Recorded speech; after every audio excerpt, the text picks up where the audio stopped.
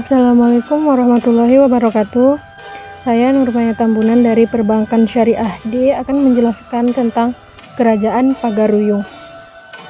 Kerajaan Pagaruyung yaitu pada masa lalu istana ini menjadi tempat kediaman sekaligus pusat pemerintahan raja-raja Minangkabau dari Kerajaan Pagaruyung. Perjalanan kerajaan ini cukup panjang dan melalui dua fase keagamaan yaitu agama Buddha dan agama Islam. Kerajaan Pagaruyung diyakini berdiri pada tahun 1347 dengan raja pertamanya bernama Adityawarman. Meski demikian, tentang kedua hal ini masih menjadi perdebatan di kalangan peneliti. Pola pemerintahan di Minangkabau juga mengadopsi pola wilayah rantau, yaitu kerajaan yang dipimpin oleh raja kecil sebagai maharaja dan wilayah luhak yang dipimpin penghulu. Peralihan agama kerajaan dari Buddha ke Islam terjadi pada tahun 1409. Hal ini ditandai dengan seorang raja Pagaruyung yang memutuskan memeluk Islam dan mengubah namanya menjadi Sultan Alif. Istana Pagaruyung yang dapat dikunjungi di Kabupaten Tanah Datar saat ini merupakan replika dari istana aslinya yang hancur karena terbakar pada tahun 1976. Istana Pagaruyung adalah bangunan berupa rumah gadang. Bahasa dalam istana ini berarti besar yaitu selingkar Istana Pagaruyung. Istana Bahasa Pagaruyung yang ada saat ini memiliki 3 lantai yang terdiri dari 72 tonggak dan 11 gonjong atap. Bangunannya memiliki ciri khas khusus yang berbeda dari rumah gadang lainnya. Ciri khas itu dapat dilihat dari bentuk fisik bangunan yang dilengkapi dengan ukiran falsafah alam dan budaya Minangkabau. Ruang bangunan istana terdapat anjung atau penaikan lantai pada sisi kanan dan kirinya. Adanya anjung dalam ruangan ini menunjukkan jati diri Istana Pagaruyung sebagai rumah gadang Koto Piliang yang memegang sistem pemerintahan aristokrat, yaitu posisi duduk orang berbeda berdasarkan statusnya. Lantai 2 Istana Pagaruyung merupakan kamar tidur raja, sementara lantai 3 diperuntukkan sebagai tempat semedi serta sebagai lokasi untuk memantau saat terjadi perang. Istana Pagaruyung memiliki unsur pembentuk bangunan antara lain bentuk atapnya seperti tanduk atau gonjong, ruang dalam, dinding rumah yang penuh ukiran, serta tangga di depan bangunan. Arsitektur Istana Pagaruyung dibuat untuk menghubungkan antara elemen arsitektur itu sendiri dengan alam. Hal ini membuat Istana Pagaruyung terkesan tidak kaku serta cenderung dinamis. Selain itu, arsitektur tersebut juga mencerminkan kebudayaan Minangkabau yaitu alam takambang jadi guru, yang banyak dipengaruhi oleh spiritualis Islam. Bagi masyarakat Minangkabau, agama Islam merupakan penyempurna ajaran agama yang mereka kenal sebelumnya. Islam juga menjadi dasar dari setiap adat dan kebudayaan masyarakat.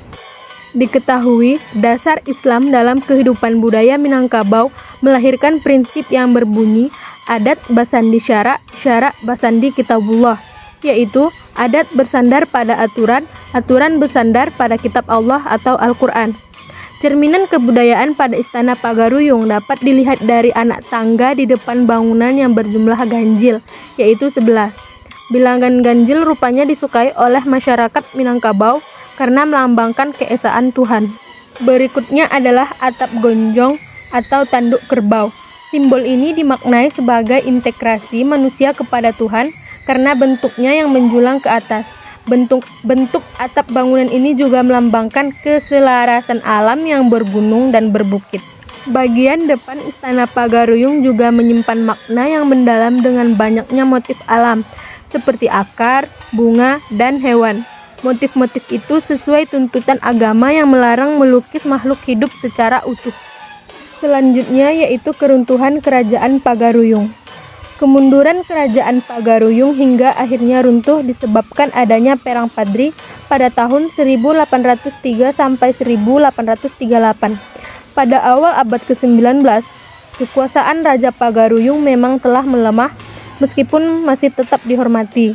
Permusuhan antara keluarga kerajaan dengan kaum Padri tidak dapat dicegah hingga menimbulkan korban jiwa. Untuk melawan kaum Padri, keluarga kerajaan Pagaruyung terpaksa meminta bantuan kepada Belanda. Pada 10 Februari 1821, Sultan Alam Bagagarasyah, raja terakhir Pagaruyung, menandatangani perjanjian dengan Belanda yang dianggap sebagai bentuk penyerahan. Dalam perjanjian itu, Belanda berjanji membantu perang melawan kaum Padri dan Sultan akan menjadi bawahan pemerintah pusat. Belanda bahkan berusaha menaklukkan kaum Padri dengan mendatangkan pasukan dari Jawa dan Maluku. Namun, ambisi Belanda untuk menguasai Pagaruyung membuat kaum adat dan pihak kerajaan bersatu demi mempertahankan wilayahnya.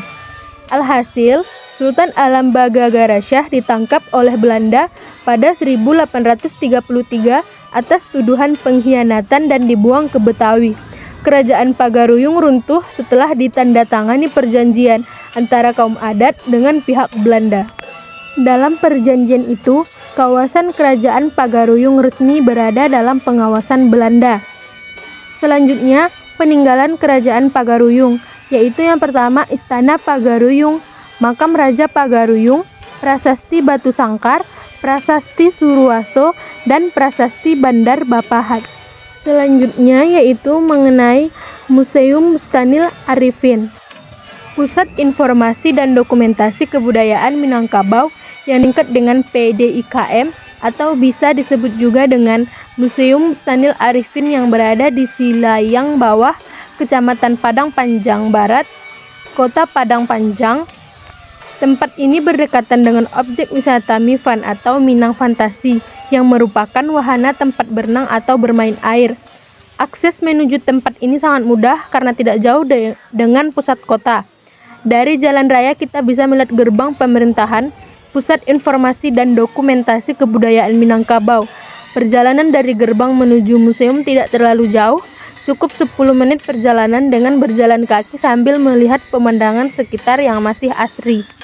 Bangunan museum ini terdiri dari 2 lantai. Lantai pertama atau bawah berisi pelaminan lengkap dengan patung berpakaian anak daro dan marapulai. Lalu ada juga beberapa alat musik seperti talempong dan gendang. Lalu naik ke atas menuju lantai 2. Di sini banyak sekali gambar dokumentasi berbagai macam alat musik dan koleksi lainnya yang berhubungan dengan Minangkabau. Dokumentasi dalam museum ini berisi berbagai macam informasi seperti berbagai masjid di daerah Sumbar zaman dahulu, pakaian sekolah dahulu, gambar pahlawan, pakaian adat dari berbagai daerah, rumah adat tempo dulu, jenis-jenis ukiran dan masih banyak lagi informasi lainnya yang berhubungan dengan Minangkabau. Untuk koleksi lainnya ada macam-macam suntiang dan koleksi uang kertas dan koin dari zaman dahulu hingga sekarang. Bangunan dari museum ini berbentuk seperti rumah gadang yang menjadi ikon daerah Sumatera Barat, lengkap dengan gonjong dan ukirannya.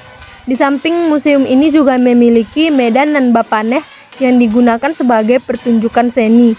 Kawasan museum ini berupa taman yang luas dilengkapi dengan kolam kecil, aneka tumbuhan dan pepohonan yang rindang. Selain itu, ada banyak tempat untuk duduk dan gazebo untuk istirahat sambil menikmati pemandangan sekitar. Selain taman yang indah, tempat ini juga memiliki musola dan toilet yang biasa digunakan oleh pengunjung museum.